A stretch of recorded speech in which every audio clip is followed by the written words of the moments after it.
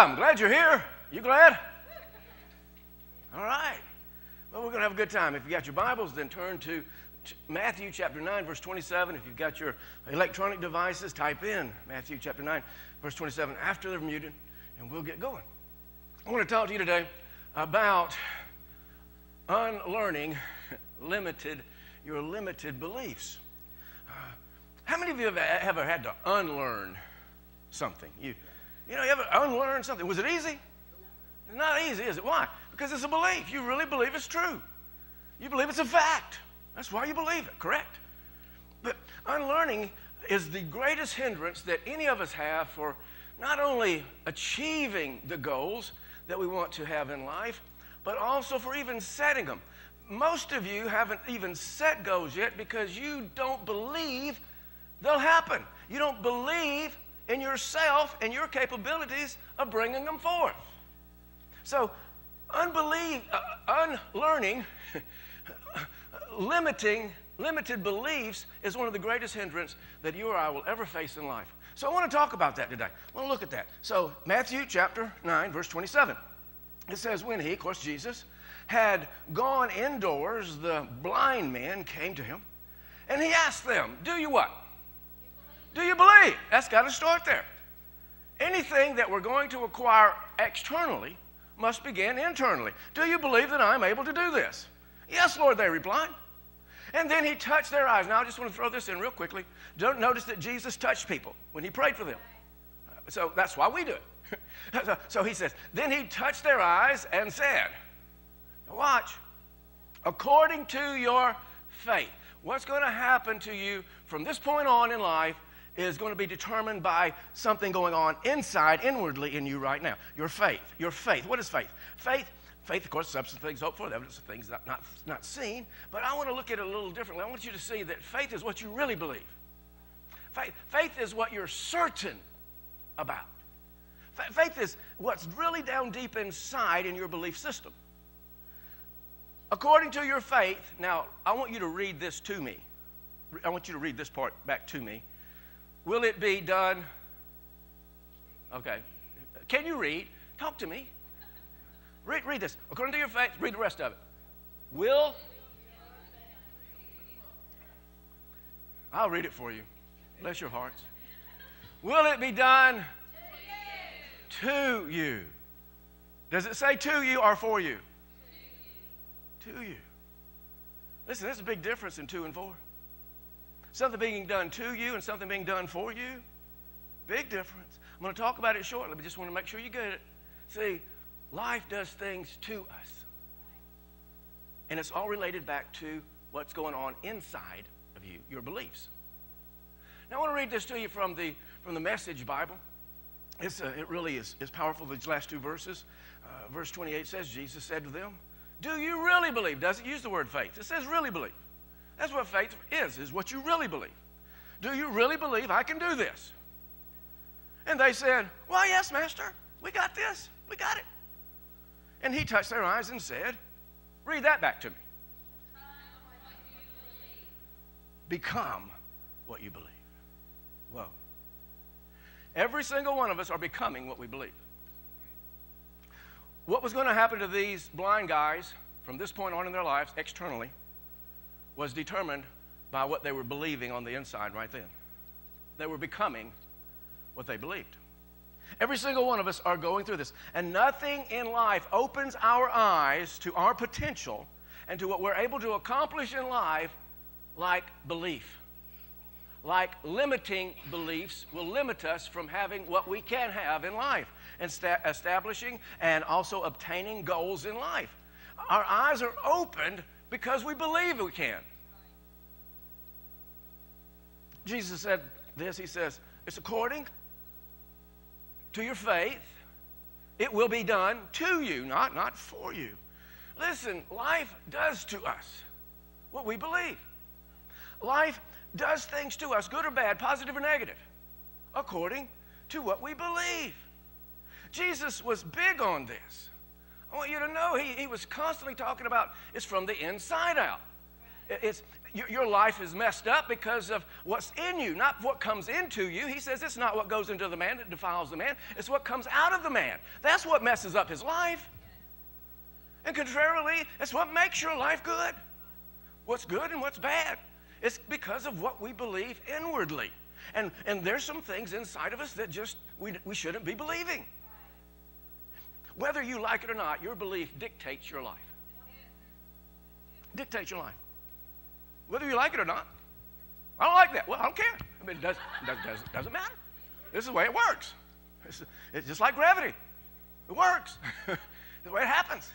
So this is what. Now, we all have limiting beliefs. We all have things in our lives that we need to work on concerning our belief systems. Now, the way we've got to approach this and correct this is by initially learning that the things that we believe are subjective. In other words, we've subjected ourselves to these things in life, and that's why we believe them. Every single belief that you have, positive or negative, is not based on fact. It's subjective. You've obtained this information somewhere along the way. When you came into this world, you didn't have any beliefs. When you came into this world, you didn't have any religious beliefs. You didn't know if you were a Baptist or a charismatic or a Catholic. You didn't know because you didn't have any beliefs. You didn't have any political beliefs. You didn't know if you were a Democrat or Republican. You have to learn all of these beliefs. You have to learn these aspects in life. And they come upon us, and it's an accumulation of all the information that I've obtained all through my life. And it begins with my childhood, with my parenting. And in childhood, my parenting inflict their beliefs on me. It's not that they intentionally do it. It's just that's just the way it happens. And all of us know that most of the time our parents were right, but there were times when our parents weren't so right. But that was inflicted upon us, and it's become a belief sometimes within us. And I've heard parents do some terrible things to children, like say to them, "You're stupid. You're ignorant. You're never going to amount to anything." Now, I've heard parents do the opposite and say, "You can do anything you want to. We're going to see if we can find exactly where you fit in life. We're going to help you get there, and we're going to do all we can. You can do everything," like a song. Jesus can do everything, but so can you. We're going to see that in just a second. So we get these things. Now, when a parent does that to their child, whether it's positive or whether it's negative, it's going to go with them for the rest of their lives. It's a belief now. I must be stupid. We have our friends now, of course. Friends, when you're a child, children are cute and sweet and pretty and all that stuff, but they're mean. I mean, they'll tell people mean things, right? You're fat, you're ugly.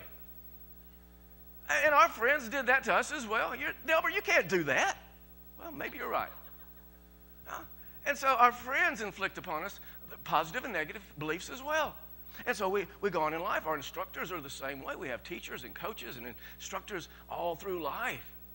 And whether they maybe say it or not, sometimes a teacher will make you feel like you're dumb.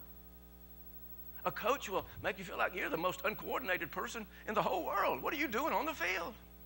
And maybe they're provoking you or attempting to provoke you. But listen, what you hear and what goes on inside of you is, "No, I'm not worth anything." And so that becomes a belief as well.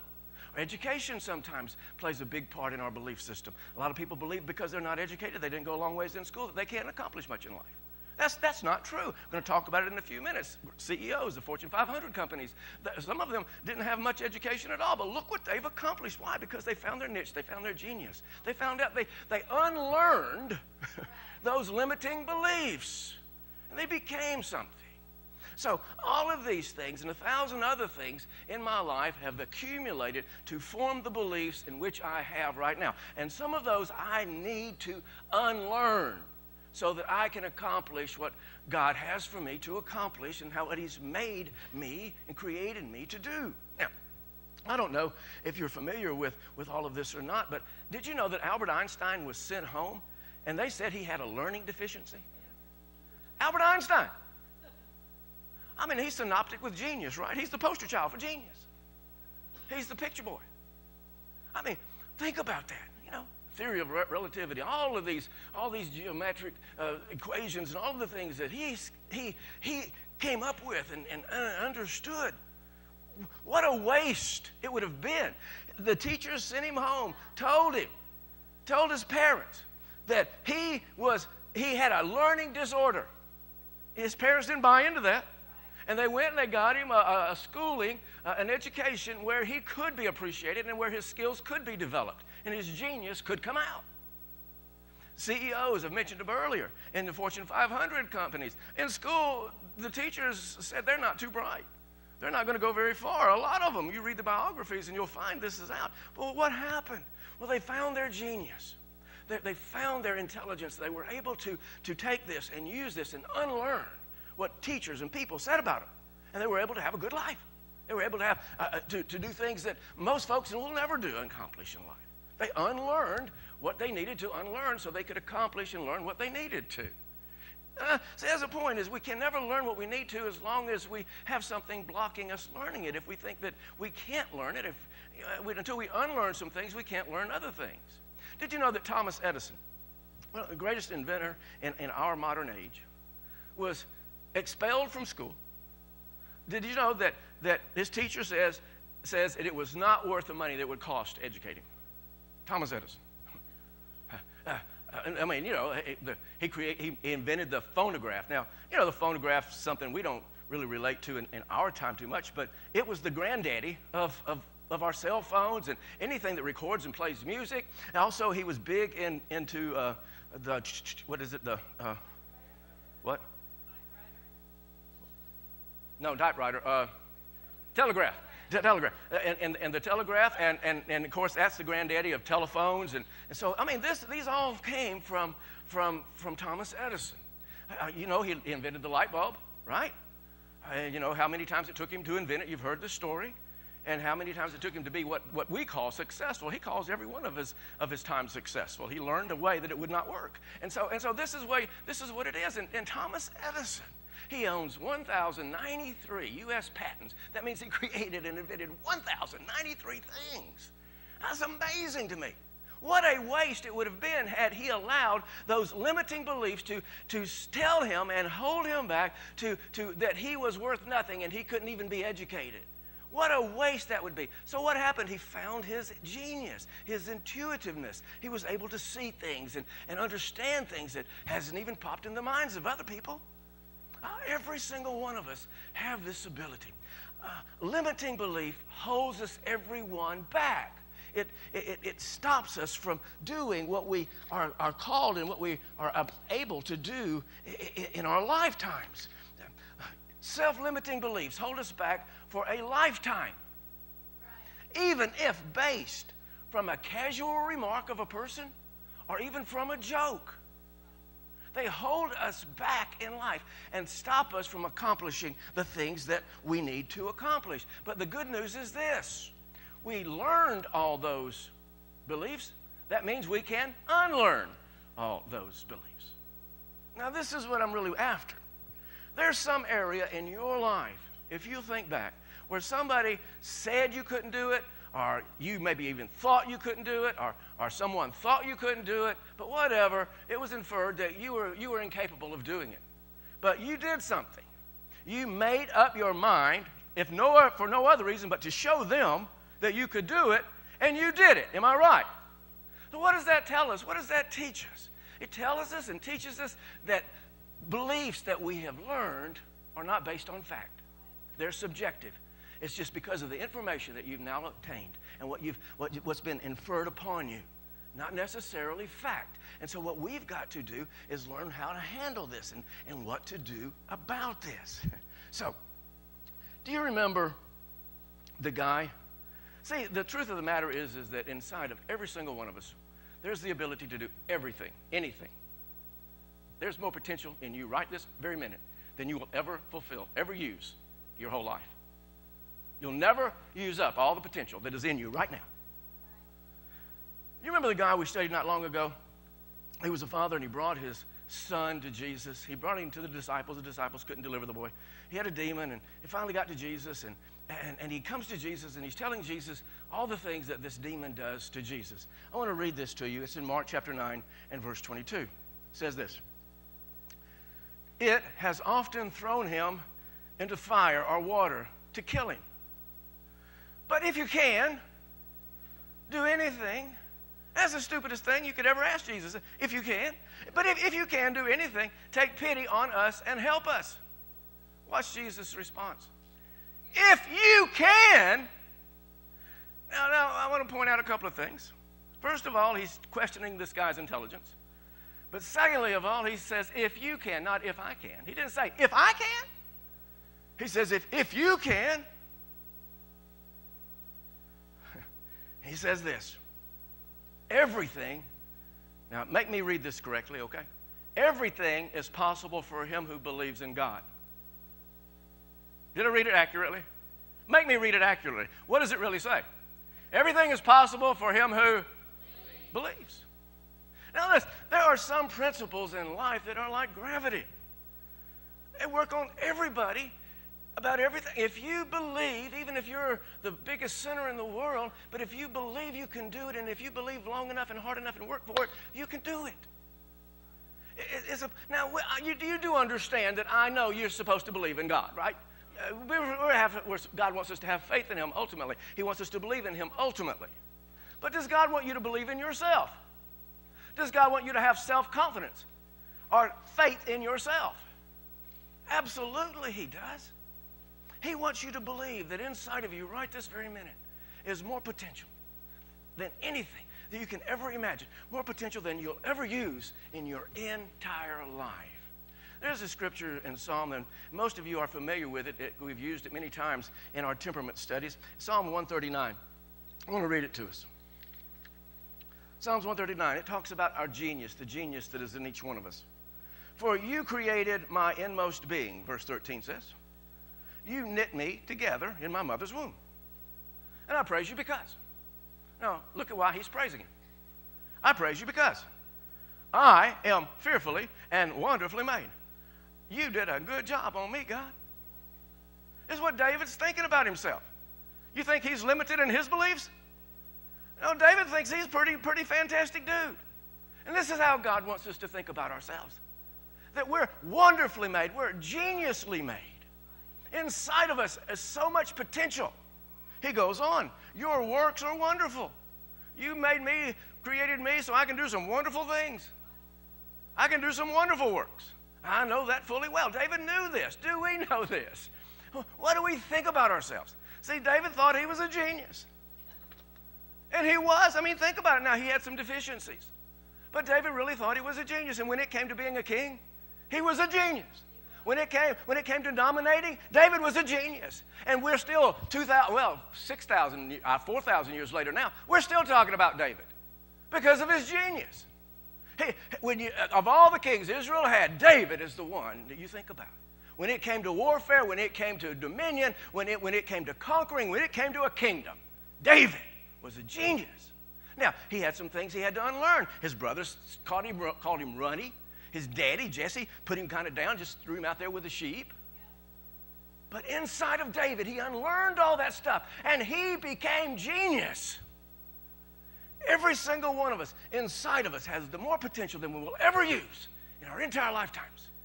But we've got to unlearn some things so that we can bring it up and that it can come out into our lives. Now, here's kind of where I want to get to today. And I just really want to make sure you get, see, I want to say this. There's no one better than you to do anything. There's no one smarter than you. Here's the way it really is that they may be better at it right now than I am. They may be smarter at it right now than I am. But it's just because I haven't learned it yet. I can be as good as they are at it if I work hard enough at it and if I work long enough at it. I can be as smart as they are at it if I want to learn and work hard enough at it and learn about it. I can be just as smart and just as good as they can. They're just ahead of me. That doesn't mean they're better than me, and it doesn't mean they're smarter than me. Now, there's a guy, and his name is Howard Garner, and he's a professor, but he likes to study people, and he did this study on people, And he came up after interviewing and working with thousands of people, came up with the understanding that people have intelligences, plural. Intelligence, plural, intelligences. And some studies, if you'll go online and look and study it out, you'll find that some studies show as many as 10 intelligences. But Howard Gardner, his study shows that there are 7 different intelligences. And what I want you to see is inside of you right now are at least 7 intelligences. And in one of those intelligences, you are genius or at least extremely good at. You're extreme at one of those, at least one of those things, and probably more. Now, the sad part of this is that in school, we're only measured in 2 of these intelligences. We're measured in mathematical skills, and we're measured in English or verbal skills. So if we do well in those things, then we're considered smart and intelligent. But if that's not your niche, like mine, in school, you don't come out that well. You're kind of looked at as lesser, and you graduate feeling kind of lesser. Where all those that are good in English and good in math come out and as grads. I mean, they're the high upper echelons of the graduation class. But what if that's not your niche? What if math isn't your deal, or what if English isn't your deal? Well, let's say you are. Say you're really sharp in math. You are a whiz bang at math. That means you did pretty well in school, most likely. And you come out and you do an accounting. You're an architect, or you do engineering. Scientific stuff. You're able to use your mathematics skills to do what you need to do, and you really excel at it. But if that's not your deal, let's say you're not real good at math, but man, can you draw? Or can you paint? Can you design colors and match these things well? Are you artistic? Inside of you is a mini Michelangelo or Picasso. Because you have this ability, this talent, this genius inside of you to blend colors and make things look pretty. What if that's your genius? Maybe that's not it, but perhaps you're intuitive, you're like Thomas Edison. You have this unique ability to look at a problem and think about it and ponder it, and you come up with this answer that nobody's even pondered or seen before. And it's not just in building or designing inventions like machines. But maybe like my wife, she has this amazing ability to just sit and ponder about a problem in a situation, and she'll come up with a solution that I haven't even thought about.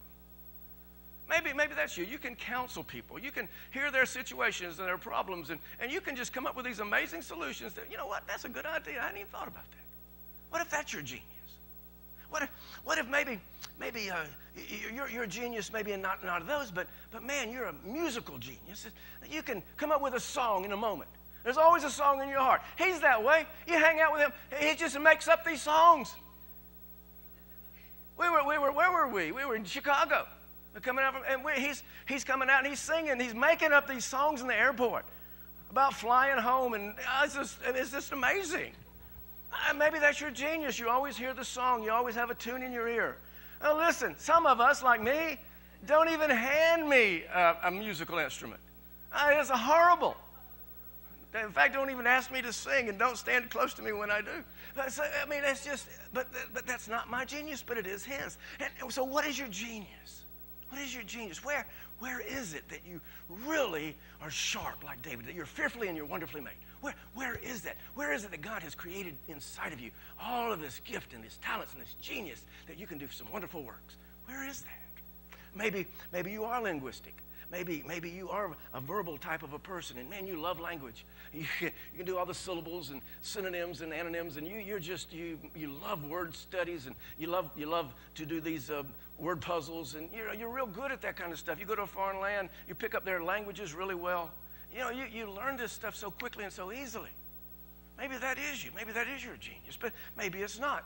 Maybe you're a type of a person who's a kinesthetic type of a person, that you understand the body, and maybe you're a therapist, and you can work with people, or maybe you're a very coordinated person in kinesthetic aspects, and you're a sports person. You can play sports. You're very coordinated.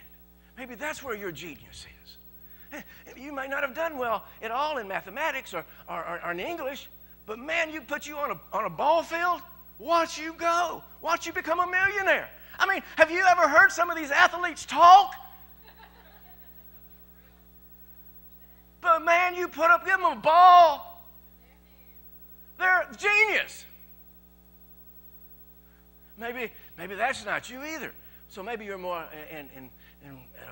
you're an entrepreneur type person. You have this unique ability to build a business.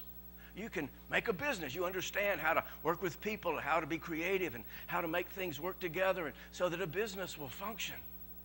Maybe that's your genius. Or maybe you're like me. None of those really work out real well for you. But inside of you there's this genius. There's this aspect of you where you're interpersonal or intrapersonal, where you're really interested in how people work and how people think and how you work and how you think and how you can help other people think better and think differently, like a psychologist or a psychiatrist or a good preacher. So maybe where is your genius? But we all have one, you see. Every single one of us has his genius. And the goal is to get that out. Because once you find where you're fearfully and wonderfully made, once you find the genius that is inside of you, what will begin to happen is you'll start unlearning those limiting beliefs. What you'll start doing is being released from what's holding you back and being propelled towards your success in life and where you're truly genius. Now, I believe in what I'm about to tell you so much, and what I have told you so far, is I want to take a few moments here and just show you something that I've learned in the past couple of weeks. I have you the web address in your notes, so I'm not going to throw that up there to you. It's a clean site, even though the address kind of hints another way. So skip that address part, and let's go to the next one. If you go to that page, then to that address, you're going to come to this page here. And what I want you to see is on this particular website, this is where mine automatically opens. Yours might not. So what you do is you'll scroll down until you come to this area where it gives you these examinations. It calls them tests, but they're really evaluations. And what you'll find there is a multi-intelligence test. And what it's looking for is, where is your genius? And so we start with the first one up there. It says free multiple intelligence test. And this specific one is self-calculating. But before I show you what's on that one, I want you to see something, because Judy and I were talking about this past week. It says right here, for young people, this particular test here. Oh, put it back. Put it back. There we go. This particular test right here, it says is for young people. All right? So I was telling Judy this week, I wish to goodness somebody had told me when I was a young man, when I was a student in school, stuff like this. That inside of me was a genius. And Delbert, if you'll find that genius, if you'll find that what's inside of you, how God has fearfully and wonderfully made you, if you'll find that, there's no limit to what you can do and what you can accomplish. As parents, you owe it to your kids. You need to go to this site and check this out. And so right here it says this it gives you this link called Fantasticat. So give me the next one now. And if you click there, you'll come to this page, and it's for children. I mean, how young do you have to be to start finding out what your purpose in life is? So you can find some neat stuff there. But to get to where I want us to look at and where I want us to go, we'll go back to that first page. Click the next one. And if we click on that first one up there, it'll take you to this link. Click. All right, there you go. And you'll find this, and then this is, you want to go open it or you want to save it. So just open it up. Okay, click. And then it brings you to this. This is the evaluation page. And I think there's like 60 different questions here. And it's about multiple intelligence test. And it's a very simple thing. It's not a test, it's an evaluation. You can't fail this. And over here in the score, it asks you the question, and you put a 1, 2, 3, or 4 over here, according to the dimension in which you agree with the statement that's being made here. Like this one, I like to learn more about myself. I'm a 4 on that. Maybe you're not. You know? Or I can play a musical instrument. I'm a 1 on that. I'm a 0 actually, but the 1 is the lowest I can get. So what you do is you just go through the whole thing, and it's about 60 questions. Next one, please. Click. All right, and then you come up, and it automatically figures it out for you right here. And it's not going to make a bit of sense to you. And then it gives you this graph. On this particular person, on this particular person's graph, don't even give them a musical instrument. They can't play it, right? But But now ask them some questions about how people work and how they function on the inside, and you'll find out they're pretty sharp there. But anyway, you won't understand any of this, and then here's the listings of the 7 different intelligences. Won't make a bit of sense. You won't know what it's talking about. So you go back to the first page where the link originally takes you, and you come back to this page, and then you scroll up above this. And if you'll scroll up above this, you'll find this place here where it's all explained. All these different intelligences, all these types are explained, and not only explained like a linguistic person, an English-type person, words and language, that's their thing, man. They're written and spoken words, retention, interpretation of words. And what they're good at doing is being writers and lawyers and journalists and speakers and trainers and copywriters and English teachers and poets and and it tells you how these things work out in our lives when we're using them to the potential in which they have, and how these related tasks also work. And all 7 of them here. Give me the next click, please. And so when you're going down, and there's musical and kinesthetic and spatial visual, artistic people, artists, designers, cartoonists, story writers, story architects, and photographers, and all these things are right there. So going down, next click, please. And here I am. Interpersonal, intrapersonal. And it talks about what I should be doing. And how things like people like me can pull out the genius that's in them. And this is the 2 where I was graded out the highest. Now, sometimes I'm just good at these kinds of things. But sometimes, folks, I'm genius. And I'm not saying that to be boasting or patting myself on the back. I just know I can come out sometimes with some things that rattle your world, that are just genius. Where did that come from? I mean, I even ask, where did that come from? You owe it to yourself. There is a world of information on that site. You owe it to yourself. You owe it to your children to go and check it out. Now, the first time I took it, I didn't get much out of it. I was pretty level all the way across. I waited a couple of days, I took it again, and I started seeing some things. I didn't know what I was looking for originally. So I went back again, and I did it again last night. And I finally start seeing how these things are really working out in my life, because I'm understanding what it's after and what I'm after. So you owe it to yourself to really do that. Our goal is to reach in there and to find the potential in which we all have, and which is inside of every single one of us. Because once we find it, we're released. We're released from what's holding us and binding us and keeping us back, and we're projected out there into where we can really begin to accomplish some amazing and some great things. So let's imagine real quickly for a moment that there's a belief store you can go to, like a computer store where they sell software for your computers or your iPhones or your iPads or whatever. And you can go in there and you can buy any belief that you wanted to buy. What belief would you buy? What belief would you want? Now, you've got it. Find it.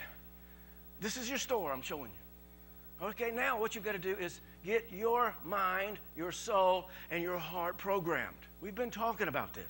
How do you do this? How do you reprogram? How do you upgrade, update? How do you do this? Well, we want to spend the next few minutes that I have with us to talk about this and figure this thing out. How do you do this? Well, there is a principle that's called, make sure I say it correctly, because sometimes I say it incorrectly. Reversibility. And you're saying, Delbert, you're making this stuff up. No, I'm not. You could go online and look at it. It's a principle that's called reversibility. Because when you begin really trying to unlearn your beliefs, you're going to find that it's not very easy, that it's very, very difficult, in fact. And you're not even going to believe it. It's going to require more than saying, I'm not going to believe that anymore. That won't work. You've got to do some other things. It is called the rule or the law of reversibility. In other words, you think backwards. You reverse it. See, what you doubt yourself. You don't have any time yet where you have developed any kind of faith in yourself. Your mind's going to cause you to doubt. Your mind is your enemy concerning these kinds of things. And so what you've got to do is this. You've got to act like, pretend like, that you are the person that you want to be already. You've got to fake it until you make it. You've got to act like, dress like, talk like, walk like, think like. You have all the talents and all the abilities of the person that you want to become. And when you start thinking like this and acting like this in this reversibility aspect, then what happens is you start feeling like that. And well, Delbert, what are you talking about? Well, let me give you a personal example. Maybe you want, like me, to, in your company, in your organization, that you want to become a leadership. You want to get into supervision. And so you want to excel in it. So how do you do that? Well, when Judy and I first got married, I was a kid. I was 19, 20 years old. I was a boy still. And I was working in Atlanta making minimum wage. Well, I found a job in Griffin where we lived making minimum wage, so I took that job. But I hated that job. I didn't like it at all. Another job came available that made a little bit more than minimum wage. Not a lot, but a little bit more than minimum wage, so I took that job. Well, I liked that job better. And my job was in a lab. I was a lab technician of quality control. I run the whole quality control department and just make a little bit more than minimum wage. And I had the whole access to the entire plant and checking quality and carding and spooling and spinning and warping and all these areas. I was the quality checker guy. But I wanted to be in supervision. I wanted to be where I found out now, later, years later, where I really click, where I really excel at working with people and working with myself. So anyway, I wanted to do this. So what did I do? I came up with this little divisive plan. The superintendent, his office was just across from mine. And every day, he wore a white shirt and a tie to work. Every day. And he'd get there a little early, have a cup of coffee. And so I started wearing a white shirt and a tie to work. I didn't have to. In fact, people would ask me, Delbert, why are you wearing a white shirt and tie? I said, I'm dressing up. I really am. I'm dressing up. I'm not dressing down. I'm dressing up.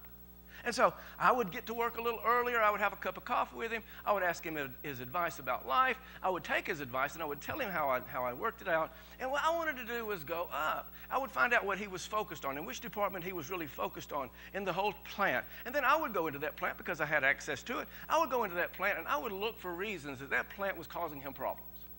Why it wasn't producing, why the quality wasn't what it was supposed to be. And I would flood his desk with data that I had learned, that I had researched, that I had acquired for him. And I did this on a consistent basis. So about a month, 2 months at the most later, he comes into my lab. He props up on the counter, and he looks at me, and he says, Delbert, he said, would you like a shot at supervision? He said, what would you think about that? He said, no, we got some limitations. And I said, Bob, I would love to do that. I want to be in supervision. That's what I really want to be in. And he said, well, we got some limitations. You're very young. You're going to be overseeing and watching over people that you're 20 years old, 40, 50, 60-year-old men and women. And, I'm a little concerned about that. He said, but I'll watch you around them, and they respond well to you. You work well with them. He said, I want to give it a shot. I said, okay. When you want me to start? He said, how about tomorrow? Overnight, my income tripled or quadrupled. What if you found your genius or you found your area in life? What would it do to your life? How would it change you? What if perhaps there was inside of you this entrepreneur, but the way you believe that you don't believe you could ever begin a business, you couldn't start a job, a business your own. But what if inside of you there was that ability? How would it change your life? Well, one thing that it would probably do is double, triple, quadruple your income. It would change your life. It would create you a brand new reality. It did for me. What we did is we built a brand new home. The cars we drove got a lot better and a lot nicer. The clothes we wore were nicer.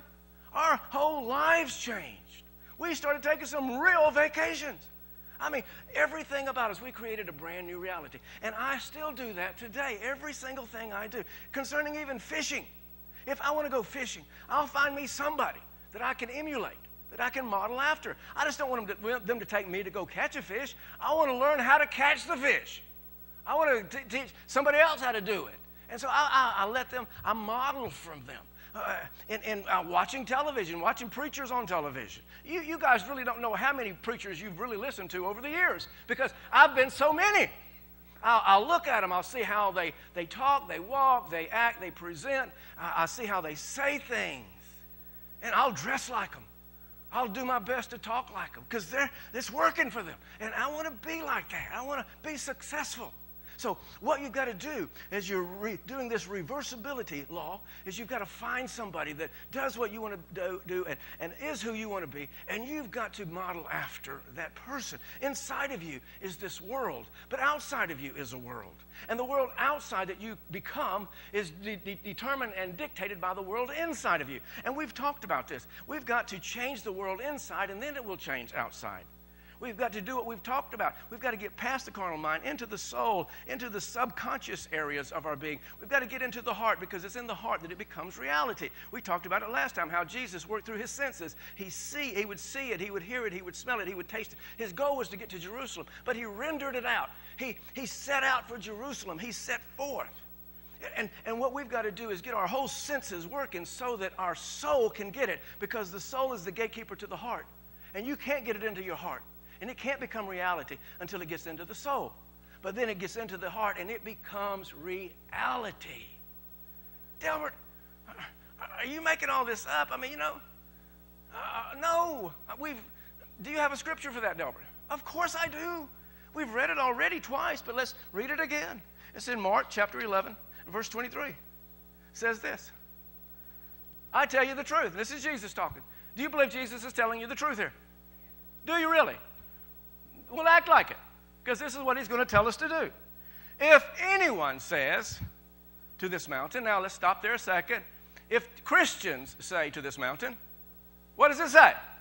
Anyone. It's the law of gravity. It will work for anyone, believers, unbelievers. If this principle works, if anyone says to this mountain, go throw yourself into the sea, that's the goal, throw the mountain into the sea, and does not doubt where? In his heart. Doesn't matter if you doubt in your mind or your soul. You can't doubt in your heart. And so what you've got to do is do this law of reversibility. And you've got to get the doubt, the limiting beliefs that are inside of us out. But believes, but does what? Believes that what he says will happen. It will be done. Go ahead. Done what? Done for him. It's involuntary. It's like your subconscious mind. Your heart beats, your lungs breathe, your eyes blink, your respiratory system works, your digestive system works. It's all involuntary because it's in the subconscious dimension. And once you get it into the soul, into the subconscious dimension, it will be done for you, because the soul is going to put it into the heart. And he goes on and here says it, because that's what he says will happen. It will be done for him. Therefore, I tell you, whatever you ask in prayer. Prayer isn't a list that we give to God. Prayer is a rendering process where we see it, where we hear it, where we smell it, where we taste it, where we touch it, where we become it, where we fake it until we make it. That's what he says here. Well, let me show you. Therefore, I tell you, whatever you ask in prayer, believe that what?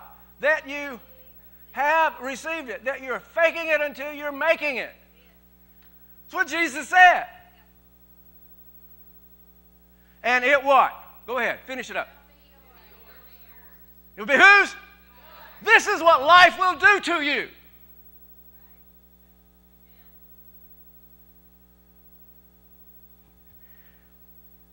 We all must reprogram ourselves if we're ever going to be the fearful and wonderful creations that God's made us to be.